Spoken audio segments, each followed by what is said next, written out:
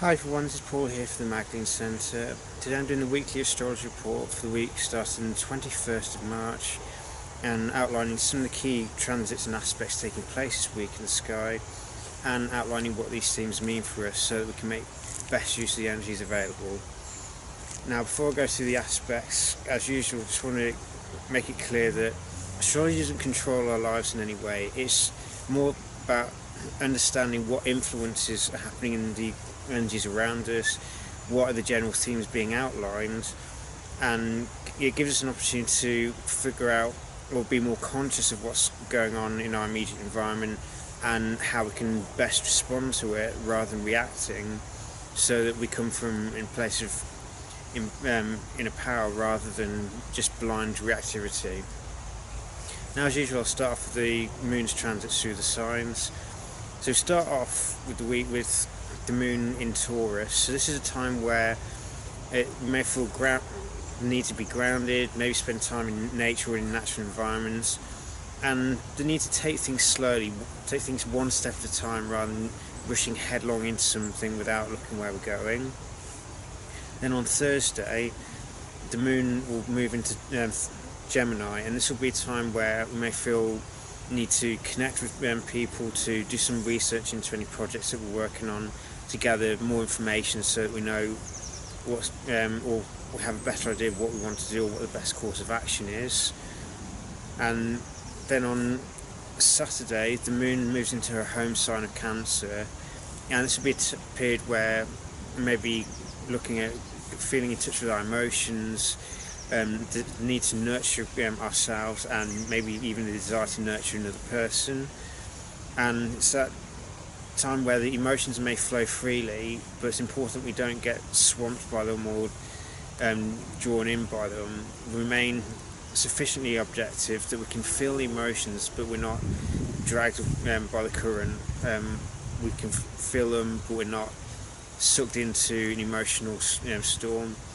And then on Monday, the moon moves into Leo, and this will be a time of where we may feel need to be our authentic selves, play with our self-expression, and encourage other people to be creative as well. Now, this week there isn't a huge amount happening, but there are two key events as such. The main one is that on Friday, Mercury turns retrograde in Aries and will not turn direct again until the 15th of April. Now, during Mercury retrograde often gets a bad rap because we often experience chaos around us, but it's important to bear in mind that this chaos is more to try and get us to slow down and become more aware of what's going on around us, because all too often when we're living our normal day-to-day lives, we're going forward looking along the same path, or we're so used to doing things a certain way, or when we're only looking at certain information that we miss a lot of other important facts and perspectives that would give us a broader or more inclusive understanding of what's going on, and would also allow us to see other ways of doing things.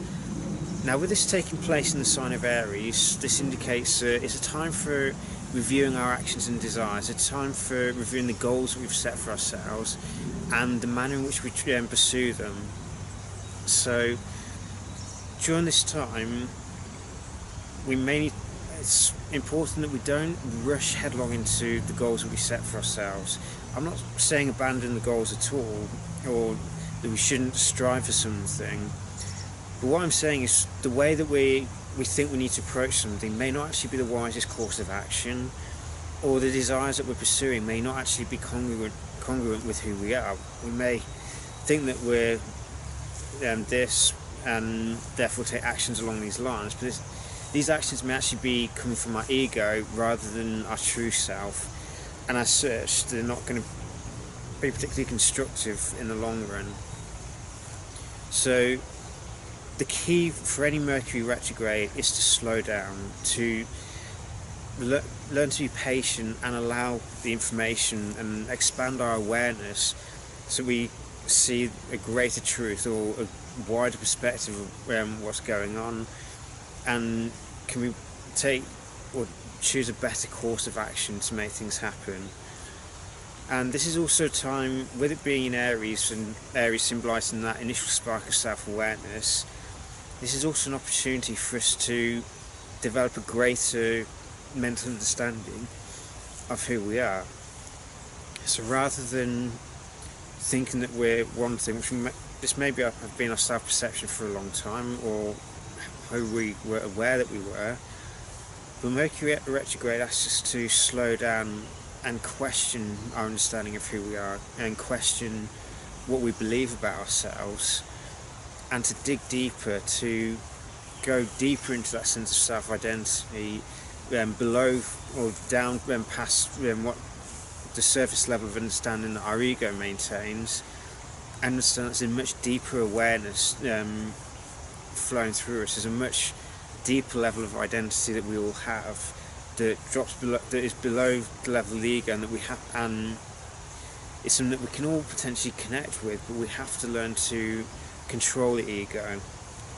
So during this time, it's not a good idea to necessarily start taking direct action for any new goals that we set, in case we're doing things based on old habits which haven't brought us the best of luck so far.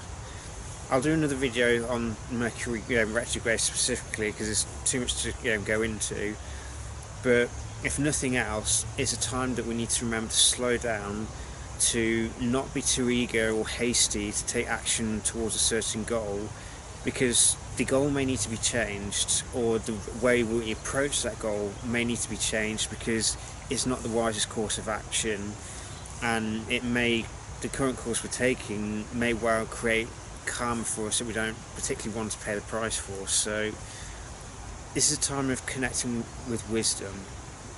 Now the other key aspect around the same time is Mars square to the Sun, and this is exact on the 24th.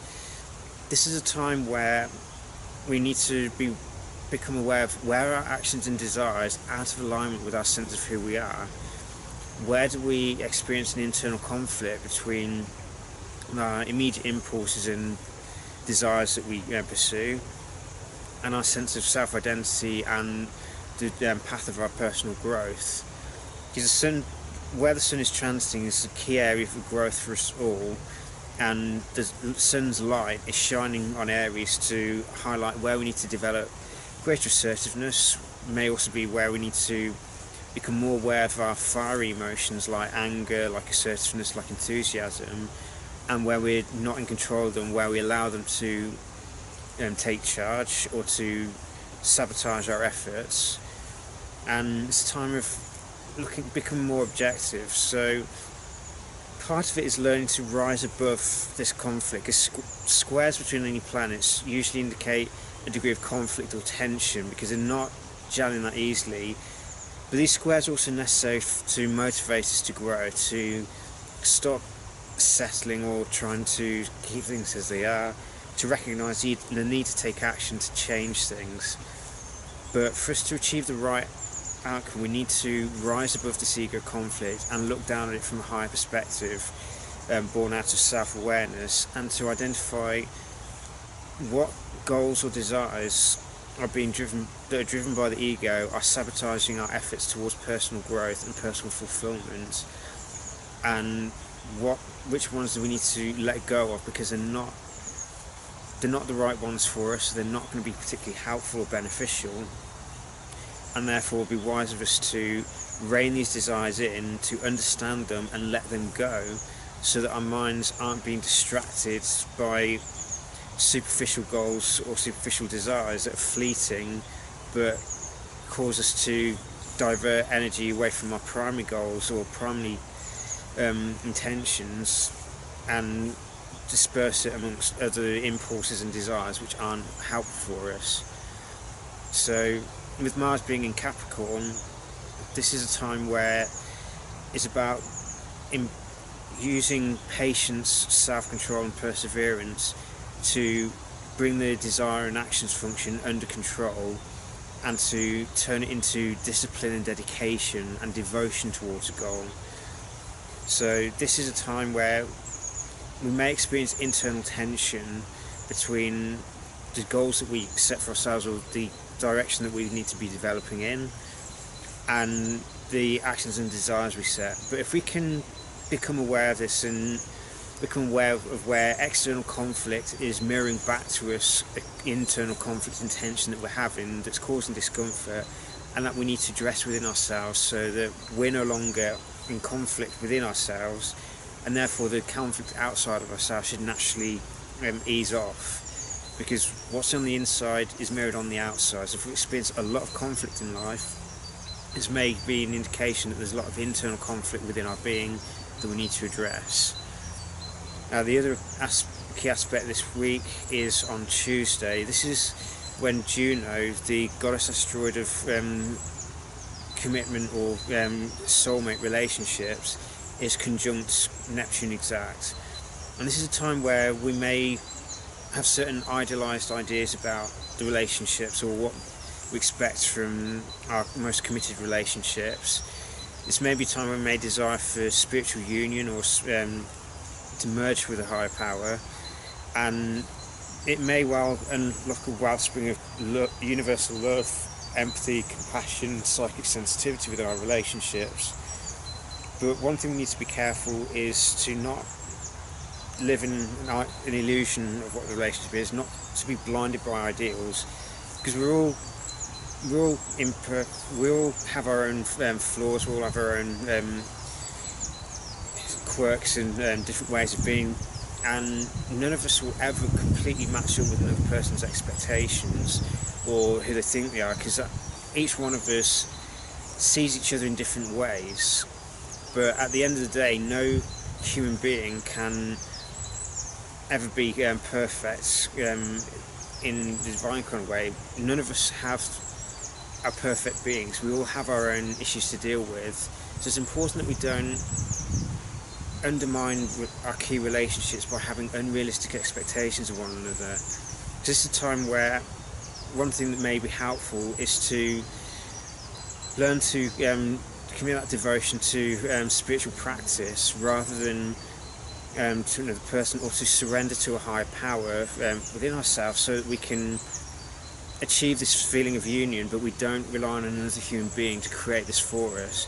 Because it's not unfair for us to expect anyone to conform to our expectations or conform to our understanding of who that person is, because we're all different. But if we can channel idealism into spiritual devotion and spiritual union with a higher power, it takes the pressure off the relationships, it takes pressure off other people to conform to unrealistic standards, and it helps to bring a greater degree of harmony to the relationships, because we're not expecting another person to be this perfect being, this spiritual ideal. We understand that they're as human and imperfect as we are, but these imperfections are often what endear us to one another. So imperfections are not necessarily bad things. What makes us human, what makes us relatable. If we're all perfect and all match a certain way, then we wouldn't need to be here. Two, would things be as interesting? So this is a period where, in terms of our most committed relationships, whether they be romantic partnerships, or whether they be very close friendships which are more than just casual acquaintances, or if it's even teacher and disciple relationships, this also comes under Juno. It's important that we don't put unrealistic ideals, or project unrealistic ideals onto other people that as human beings we just wouldn't be able to achieve ourselves. So how can we really justify expecting that from another person? I mean, it's okay to have some kind of ideal or strive towards an ideal, but as long as we're not expecting the other person to conform exactly to our expectations, if we can transform our relationships through things like compassion, through universal love, through greater psychic sensitivity to one another, so that we have that almost telepathic rapport, then that's fine. That it deepens relationships, but as long as we don't expect the other person to be perfect or to conform exactly to our ideals, because none of us can really do that. We can only be who we are. We can't be who someone else wants us to be, because then we'd have to pretend to be something that we're not.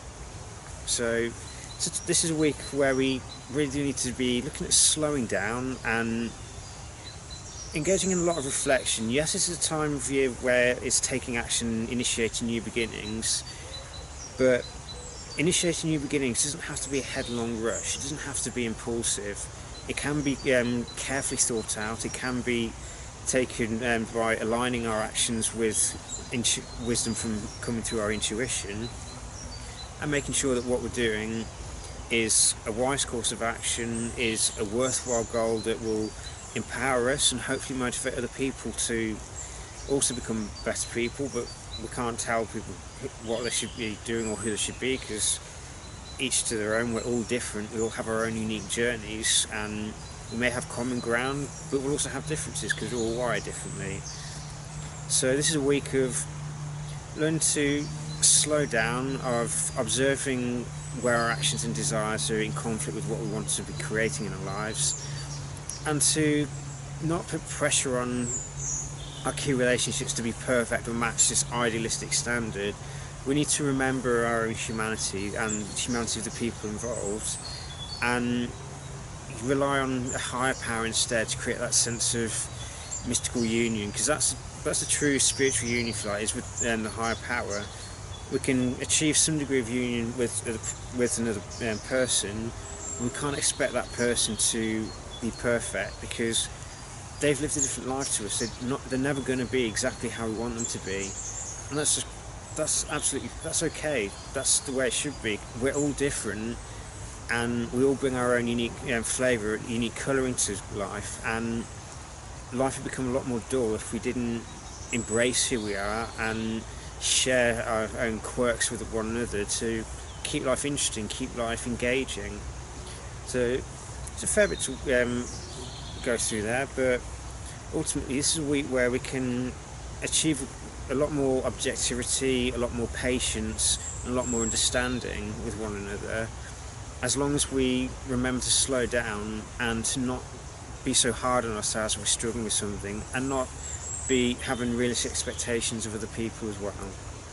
So may this be a week where much growth is achieved, and much objectivity, and a greater understanding of who we are as individuals, and a greater respect and kindness to one another. So may this week bring you many blessings. Take care.